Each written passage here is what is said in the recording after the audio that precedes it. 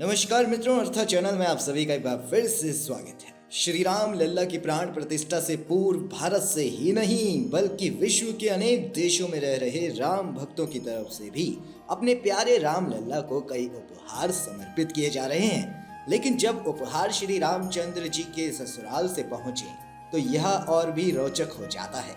अयोध्या में राम मंदिर के उद्घाटन से पहले भगवान श्री राम के ससुराल से कुछ खास उपहार आए थे, जिनके बारे में आज सविस्तार से आपको हम बताने जा रहे हैं। कई लोगों के मन में ये प्रश्न जरूर उठ रहा होगा कि प्रभु श्री रामचंद्र जी का ससुराल हमारे आज के भारत में आखिर कहाँ पर है।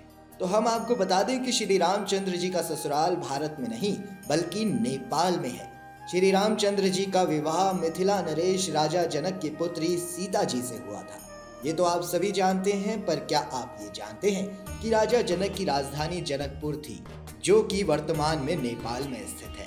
और आपको बता दें, जनकपुर से 3 दर्जन गाड़ियों में भर भर कर उपहार आए थे। यही नहीं, साथ ही बड़ी संख्या में भगवान श्री राम जी के ससुराल से लोग भी अयोध्या पहुंचे थे। जनकपुर धाम नेपाल से 500 लोग माता सीता के लिए सामान लेकर अयोध्या आए थे। परंपरा ये है कि जब भी गृह प्रवेश होता है तो मायके से ससुराल सामान लाया जाता है। जनकपुर के लोग अब इस प्रथा का पालन भी कर रहे हैं। इस सामान में फल, सब्जी, अनाज, तेल, जेवरात, पैसे, मिठाइयाँ, पकवान सब कुछ है। इतना ही नहीं, महिलाएं भी नेपाल से आई हैं और वो अपने आप को माँ सीता की सखी बता रही हैं। महिलाओं का कहना है कि माँ सीता के लिए वो उनके मायके से उपहार लेकर आई हैं। नेपाल से आए लोग नाच गाकर अयोध्या पहुंचने पर मानो उत्सव मना रहे हैं। इसके अलावा माँ सीता के लिए जनकपुर धाम से खास चांदी के कुछ आभूषण भी आए हैं। जब श्री राम लल्ला विराजमान किए गए तत्पश्चात माता सीता का भी गृह प्रवेश करवाया गया।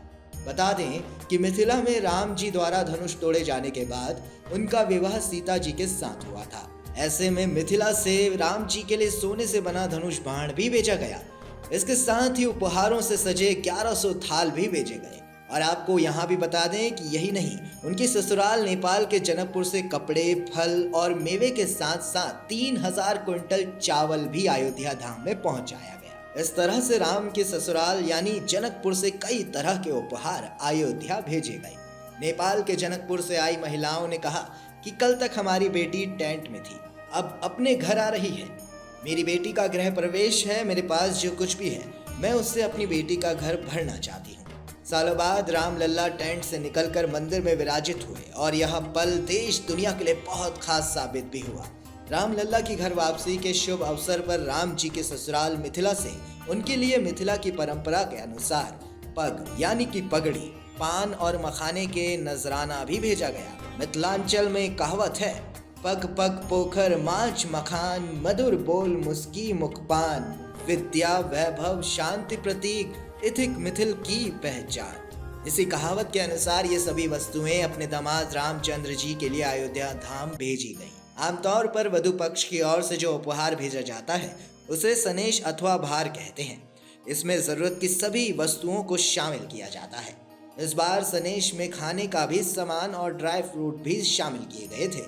साथ ही भगवान के भार में चांदी के बर्तन, सोने के आभूषण और तरह तरह के गहने जेवर भी भेजे गए। साथ ही सोने की खड़ाऊ और मिथिला का पान और बहुत कुछ राम लल्ला के स्नेह में शामिल है। इस अवसर पर अयोध्या वासियों ने भी भगवान श्री राम जी के ससुराल जनकपुर से अयोध्या पहुंचे लोगों का जमकर स्वागत किया। इसी के साथ बोलिए जय श्री राम।